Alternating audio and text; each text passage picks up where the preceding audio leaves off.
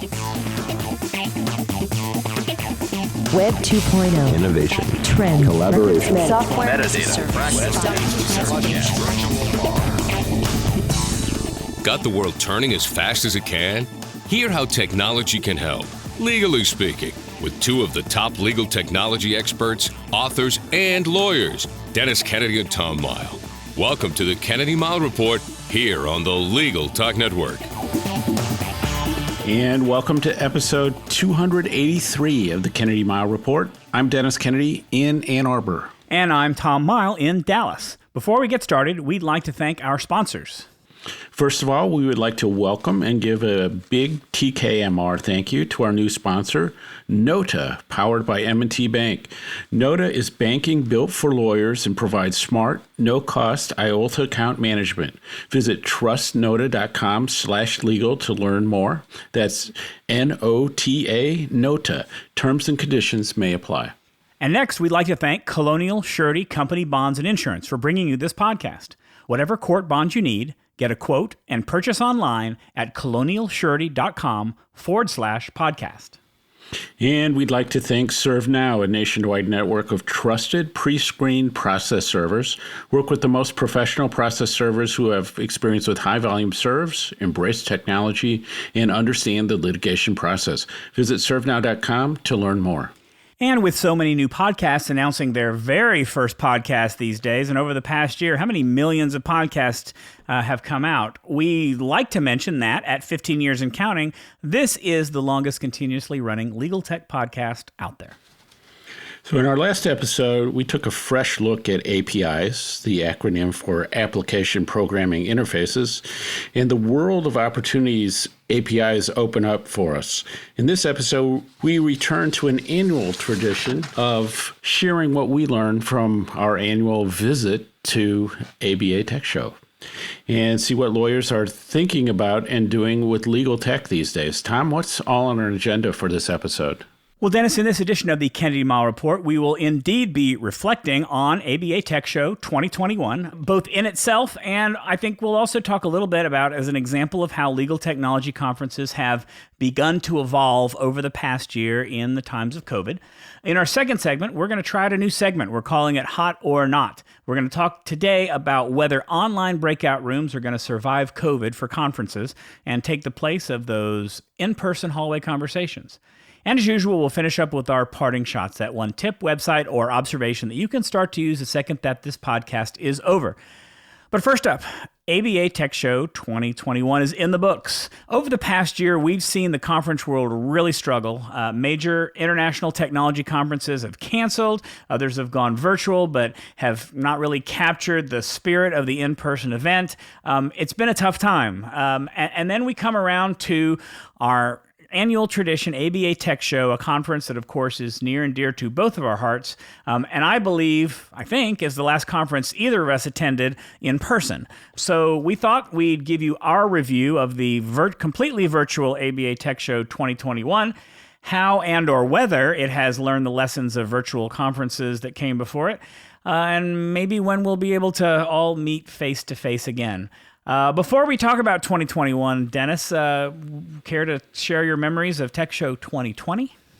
Yeah, I was talking to somebody recently about this because I remember a year or so ago at TECHSHOW where I was trying to decide whether to go, and I decided I had reservations on Amtrak, so I was taking the train rather than flying from Detroit to Chicago.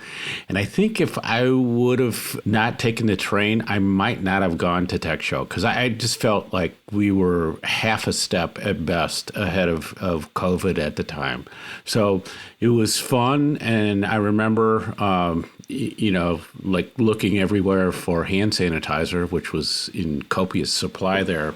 And I was also, this is pre-mask, but I was definitely thinking about it. So kind of really interesting times. And it does feel, Tom, that the things we did at TECHSHOW and what we learned there sure feel like way more than a year ago. It really does. And, it's funny. I remember carrying a bottle of hand sanitizer in my pocket the whole time I was there. I remember being vaguely concerned, but ultimately not in the end, not all that concerned about all of it. It's amazing now how, thinking back on that, how totally paranoid I would be to be in that situation these days, because we were kind of right then thinking about not really understanding how much would change over the next year. And it was a good time. We had a great time at Tech Show 2020. It was a lot of fun.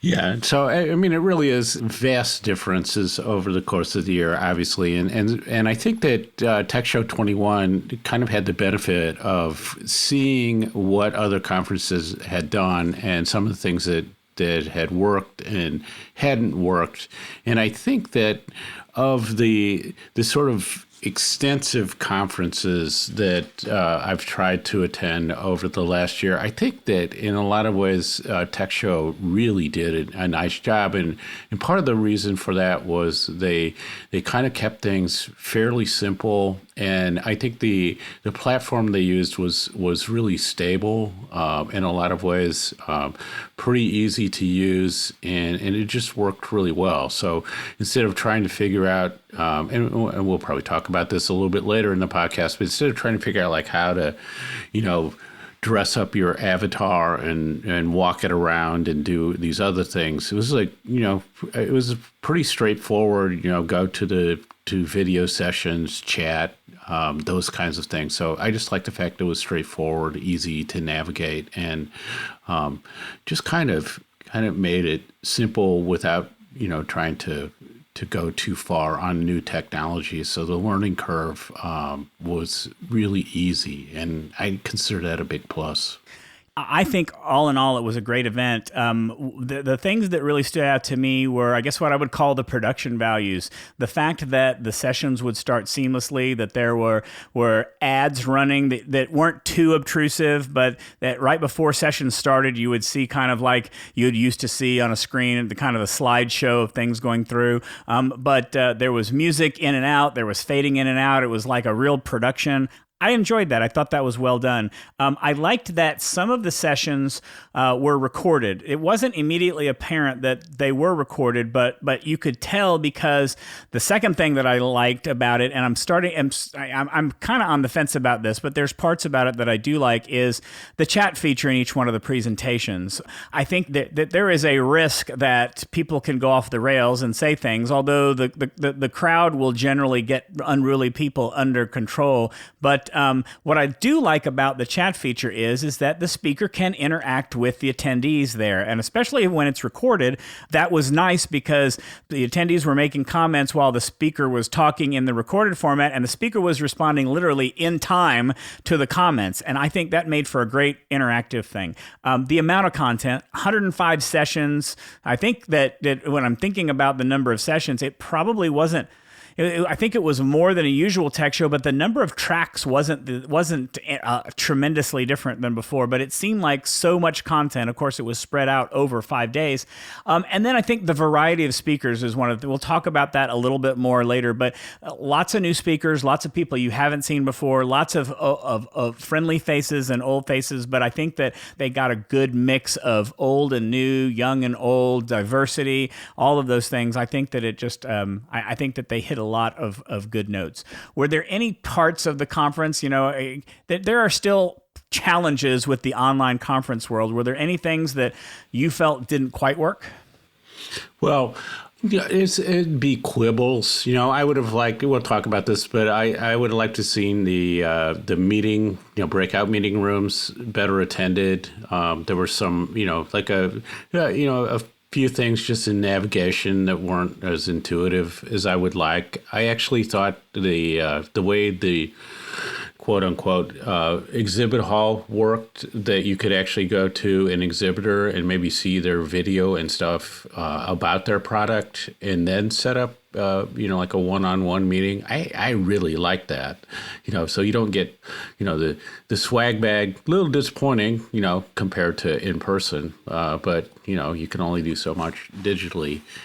So those were things, that to me, they're quibbles, because there are also many little things that I liked. And one that I've talked to people about is I loved the fact that when I attended a session, or at the start of several sessions and I wasn't sure which one I wanted to go to, I would just click into one and then I could click out of it and go to another one. Whereas if you're in, an in-person conference like that and you realize that you picked the wrong session or that you want to try something else, it's difficult to stand up and walk out of a conference, and especially if it's a friend of yours speaking.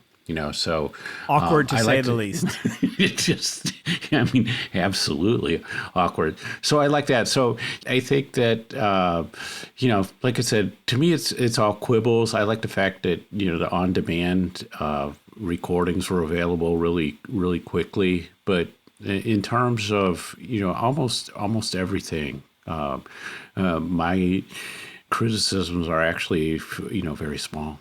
Well, I think I have quibbles too. My major thing is not about TechShow itself, but just conferences in general, and that I think that virtual conferences have been really damaging to vendors. And my proof of that is I didn't think once about going into a vendor booth while I was attending the conference. It just didn't ever occur to me. While I'm on site, it occurs to me because I see people. I want to walk up and down, and it's part of the social activity. But while I'm sitting at my desk at my computer, it did not even occur to me. And I think that, I like what Matt Homan and the group at Filament is doing with their vendor value challenge. I like trying to find new ways to bring value to vendors at these virtual conferences, but I think that's really hard to do. And the fact that it was successful, and they seem to, I heard that some of the vendors were reporting it was the best number of hits that they'd gotten of leads all year long. So there was something going right about that. My one quibble about the interface was that I could not search by tag. Every session was tagged by a specific track, and I wanted to click on that tag and see everything that was tagged with it, and I couldn't do it, and it drove me crazy. I'm still a little uncertain about the solo speaker format as opposed to multiple speakers. I feel like solo speakers, no matter how dynamic you are, I'm glad that most of the sessions were 30 minutes to 45 minutes, but the longer they go, there is something good about the energy between two speakers and passing off to each other. And then finally, I would say, and again, this is a quibble too, but whenever I would pop into certain sessions, there was a lot of overlap in some of the content that I heard. I kept hearing the same tools being recommended over and over and over again. Slack, Trello, Zapier. I love all those tools. They're all great tools, but I felt like there wasn't a lot of variety. Maybe I just didn't go to the right sessions, and so don't tweet me and say there were lots of other things. I get it. But I felt like in a lot of the sessions that I visited, there was a lot of the same tools being mentioned, and maybe that's just because they're the best tools out there. But I would describe mine as quibbles too. Yeah, I was talking about the format before, but you raised an important point that I noticed too, is that when you're presenting online, I think you really have to give some thought to the online presentation techniques. And so the slides plus talking head is a difficult thing. And in teaching, you think about this a lot as well. But there's definitely a thing where if you're a single speaker, then when you hit it's pretty consistent, about 20 to 25 minutes, there's a visible loss of energy for most speakers. And it's good to try to think, okay, so how could I do that? Could I put some polls in there? Because there's definitely a polling feature in this platform I didn't see used. I don't think I saw it used at all. Or is this a point where I do some kind of participation, or the type of things that you do when you're speaking in person, where you're just trying to say, oh, can I do something where I get people to raise their hand so there's something happening? Or do I show a video?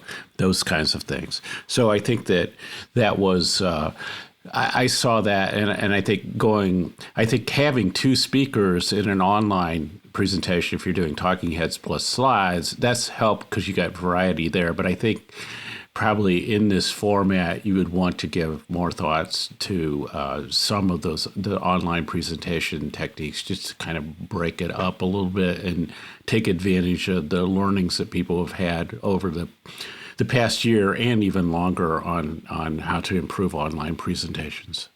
But enough about the meta about TechShow. So what do you think we learned at Tech Show, or better to say, I think we learned different things. So what are the things that you learned? You know, we were talking about this before we started recording.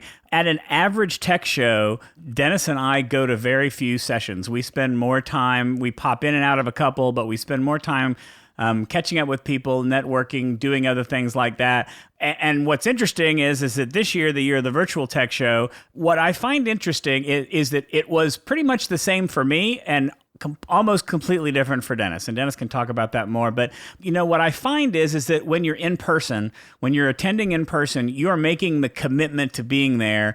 And, you know, I'm taking off from work.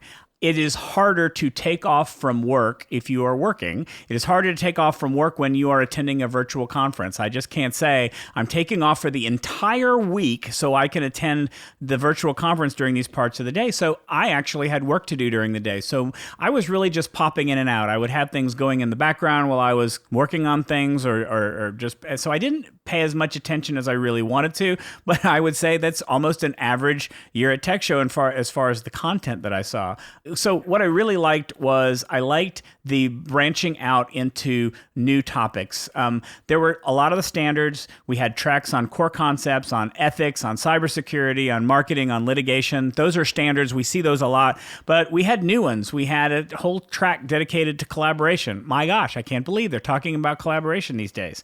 Innovation, virtual and remote, which is particularly timely. So obviously we've got to talk about being virtual and remote, future-proofing the practice and legal technology, automation. I know you want to talk some about that, Dennis. A business plan boot camp, and then there were tracks that weren't directly related, which I've been seeing Tech Show do a lot more of lately, which are things like the diversity track. There's a well-being track. There's a leadership track, not completely related to legal technology, but not divorced from it either. I mean, there are connections to it. So that's one of the major things that I liked about it was the types of topics that got mentioned were some old, some new, and some not completely related to technology, but I think it all fit together pretty well.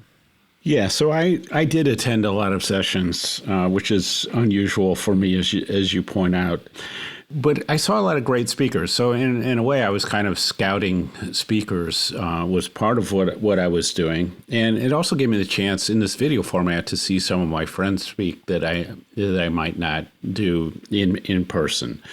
So I like that. But so a couple things I noticed, and I think there was, not surprisingly, a strong interest on COVID and the practicalities and what worked and what didn't work and how people have kind of tried to survive that. And that's the move to the cloud, remote working, all those kinds of things. So I think there was definitely a strong interest in anything that was kind of helping people figure out what worked and what didn't work as a practical matter.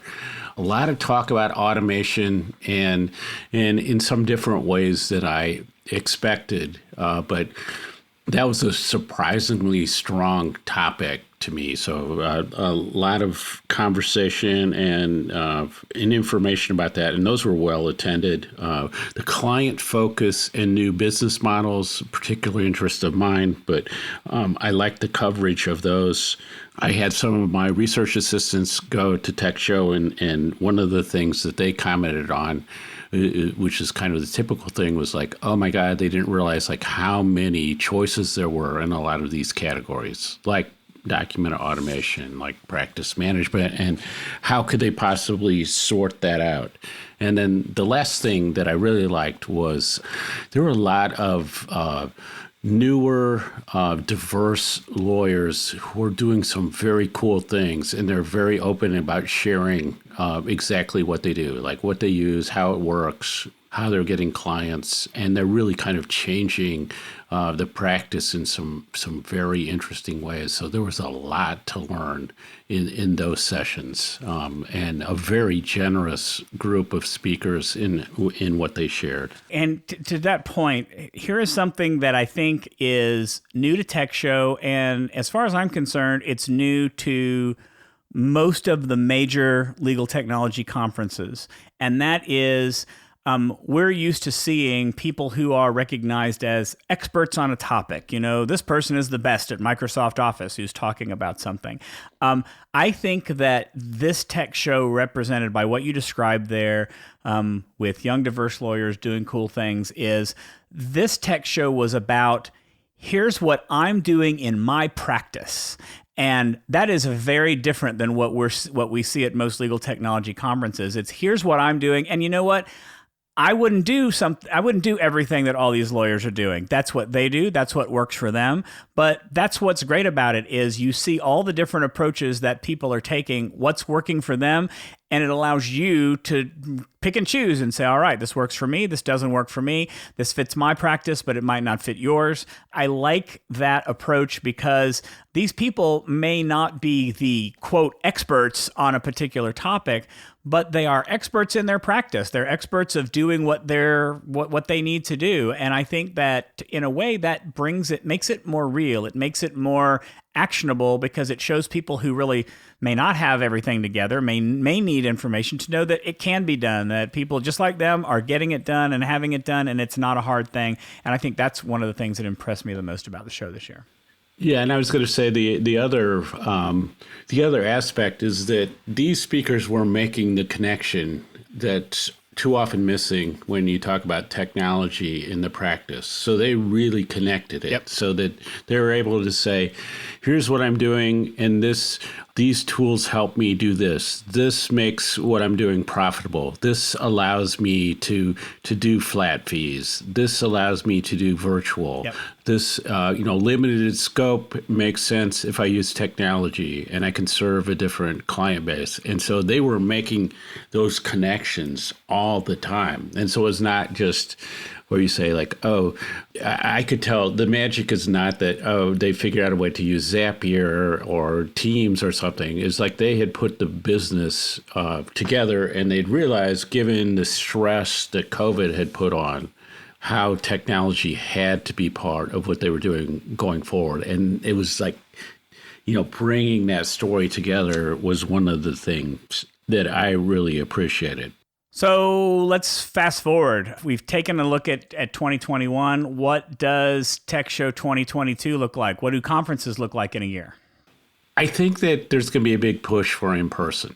And I think that there is going to be it's going to be part of this notion that we need to go back to the way it was. I really like the virtual format. I really like it. And I would like to see conferences at least hybrid.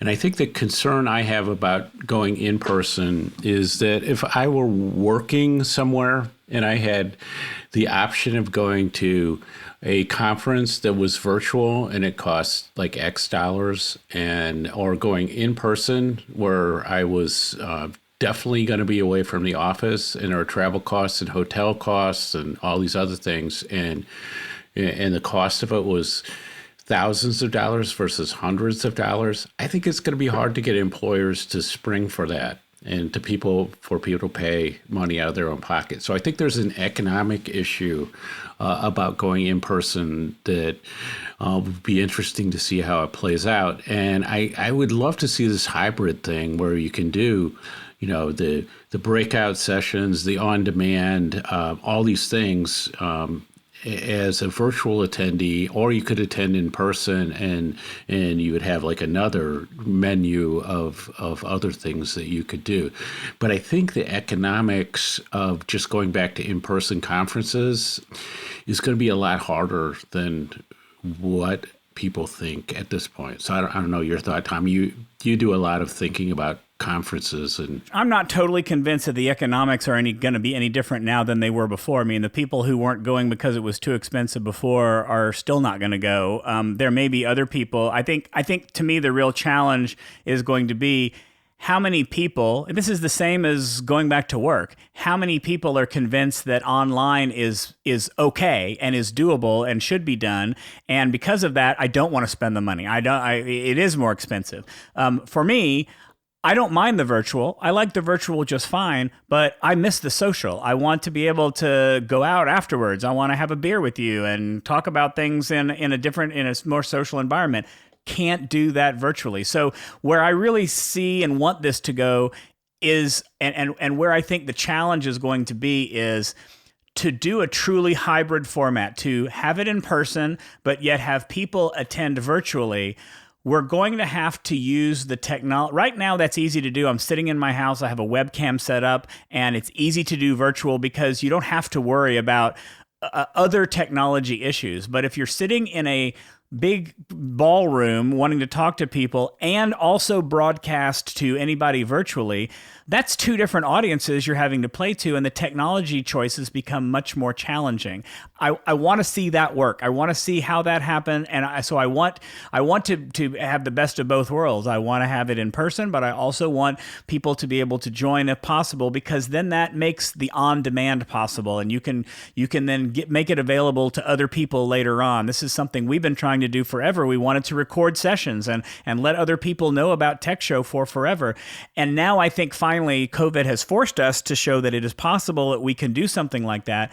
I just look forward to it. I think that if we're going to make virtual continue to be successful, we have to solve two things. One, we still have to solve the vendor experience. It's just not where it needs to be. And then two, we're going to talk about this more in the next segment. I think there needs to be a better experience for socializing and talking to people than there is. We'll talk about that a little bit more in the next section, but those are my two. Still need a lot of work before we get better in those areas. The other thing is I think in the same way in virtual, you have to kind of up your game for the medium and match the medium. I think when we go back in person, it has to turn into a show. I mean, I don't want to go in person, be in a crowded room, do all the travel and stuff, and then go to a presentation and has three people sitting down in a sort of dark room, talking, all but reading off their slides, and wonder why I paid several $1,000s for this when I could have just been sitting at home and viewing it on demand or viewing it live. So I think that in-person conference experience is going to have to change, because there is going to have to be there has to be an entertainment and an education component to make it worthwhile, because virtual is good enough in most cases, and in some ways it's better. All right, Tech Show 22 board, Dennis has laid down the stakes. He set the stakes for next year's show. We look forward to see what you do next year. All right, before we move on to our next segment, let's take a quick break for a message from our sponsors. Wish you could get a quote and purchase an appeal, trustee, estate, or any other court or fiduciary bond quickly online? Colonial Surety Company has every bond you need and is a direct insurer that's U.S. Treasury listed, licensed in all 50 states and territories, and rated A, excellent by AM Best, so you can be confident it's a trusted resource.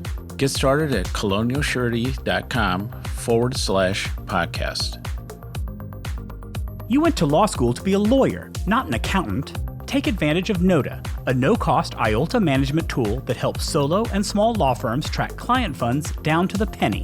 Enjoy peace of mind with one-click reconciliation, automated transaction alerts, and real-time bank data. Visit trustnoda.com/legal to learn more. Terms and conditions may apply. Looking for a process server you can trust? ServeNow.com is a nationwide network of local, pre-screened process servers. ServeNow works with the most professional process servers in the industry, connecting your firm with process servers who embrace technology, have experience with high-volume serves, and understand the litigation process and rules of properly effectuating service. Find a pre-screened process server today. Visit www.servenow.com.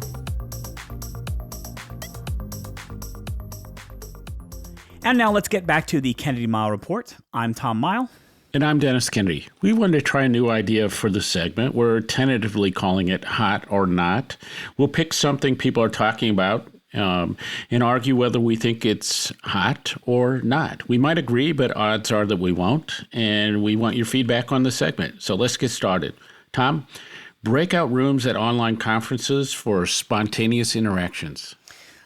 I think the first choice for hot or not is hard for me because it's both hot and it's not. It's like lukewarm. It's kind of in between there because I like the idea. This is what we're talking about. I want there to be more social interactions, but at the same time, and no offense, Tech Show, but the breakout rooms you had, great idea, poor execution. Not your fault. It was just that nobody showed up. I mean, the one room that was great, and I unfortunately didn't get to go until the very last day, was the old timers room. The people who've been to Tech Show a lot. That was the only room that appeared to have a lot of people in it at any one time. Now there may have been others when I didn't see it, but it wasn't well. The other rooms were generally not well attended. I think that breakout rooms are necessary. I think the place to have a conversation with one or more people is important. That is supposed to take the place of the hallway conversation, of the serendipitous meeting of people that you usually get to see, and I think that that's important.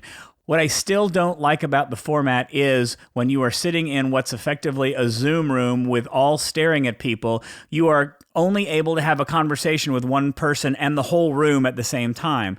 That's why, and we talked about this on a previous podcast, I'm a big fan of, and I think that there was a legal technology conference that used this recently, and I just wasn't able to attend it.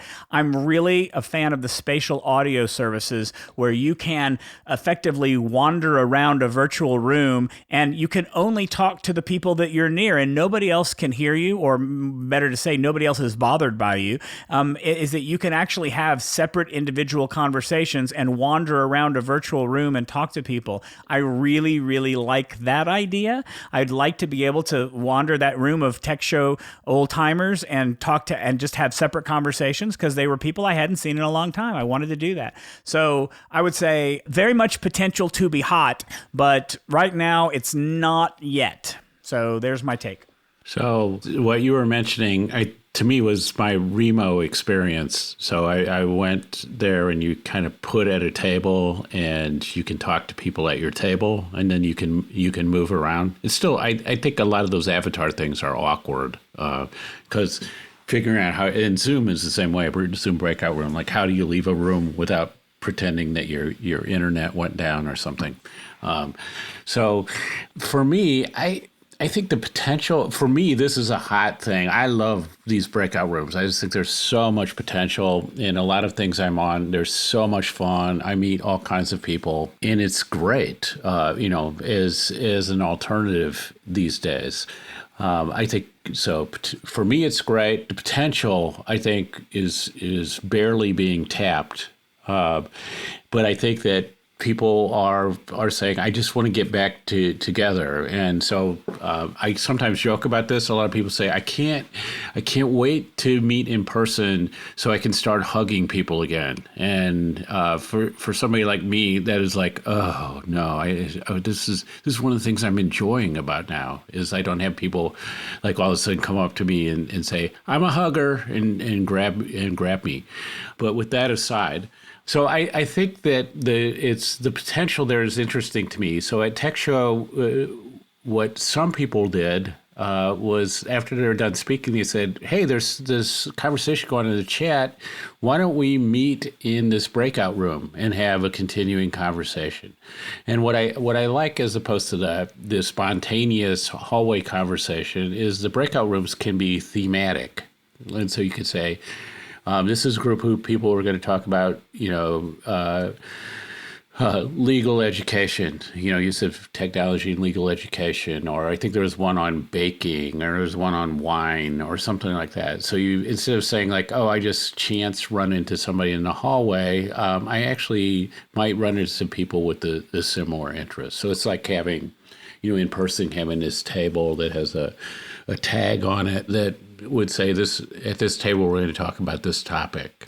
And so I think that it's there also, but you do run into the breakout room thing, which I've seen, and everybody says breakout rooms are at the same time, people love them and they hate them. There's almost no middle ground, and you have to get familiar with them. So I think although personally to me they're hot and there are a lot of potential, I think people want to move to in-person so much that they're probably not going to end up being hot.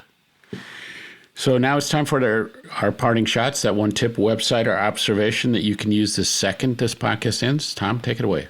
Okay, for my parting shot, I'd like to do a shout out to our friend Brett Burney and his Apps in Law podcast. I'm a little behind on my episodes. I'm listening to a February episode where he talks with an IP lawyer about using Text Expander and Grammarly and macros. And it reminded me that Brett also has a YouTube video on using Text Expander, that this IP lawyer talks about using Text Expander in ways that I really hadn't thought about a lot. And so it sort of got me energized again about using Text Expander. I just don't use it as much as I can. I have a few very short, very, very small use cases for it, but it started making me think of other things that I could be doing with Text Expander.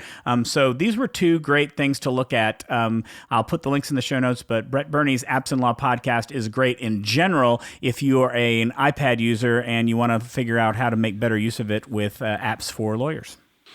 So mine is actually a really simple one and an inexpensive one. So a lot of people, including Tom, are like all in on the standing desk thing, which I just don't like at all to work. But if you're doing videos and you're sitting, it's kind of hard to get good video results because you're sitting, especially for a long time, and it's kind of hard to get your eyes at the right position and all of these things. It's the same thing as sitting when you're on a panel in person, so you don't have the same energy as standing up. So I just found like an $80 lectern on Amazon. That's the sort of thing that I think if you have like a starter church, it's sort of like what people use before they get going. But it's kind of like I just have this little lectern podium, and I can mount a camera on a tripod, and I can set things up, and then everything is there. And I'm speaking. I can set the online teleprompter I use at the right height, and I can move around a little bit, but I'm standing and I have better energy. And as a inexpensive solution, like if you're not into the standing desk to do your work, but you would like to stand while you're doing video presentations, to me it's like a really promising, and for the price, it's a great experiment. And so that wraps it up for this edition of the Kennedy Mile Report. Thanks for joining us on the podcast. You can find show notes for this episode on the Legal Talk Network's page for the show. If you like what you hear, please subscribe to our podcast in iTunes or on the Legal Talk Network site, where you can find archives of all of our previous shows along with transcripts. If you'd like to get in touch with us, you can always reach out to us on LinkedIn or Twitter, or you can leave us a voicemail. Remember, we're still wanting voicemails for our B segment. So if you've got a question or a comment, please leave that message at 720-441-6820. So until the next podcast, I'm Tom Mile. And I'm Dennis Kennedy, and you've been listening to the Kennedy Mile Report, a podcast on legal technology with an internet focus.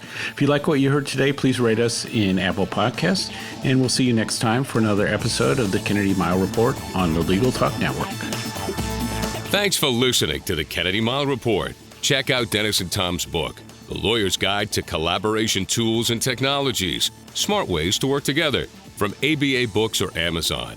And join us every other week for another edition of the Kennedy Mile Report, only on the Legal Talk Network.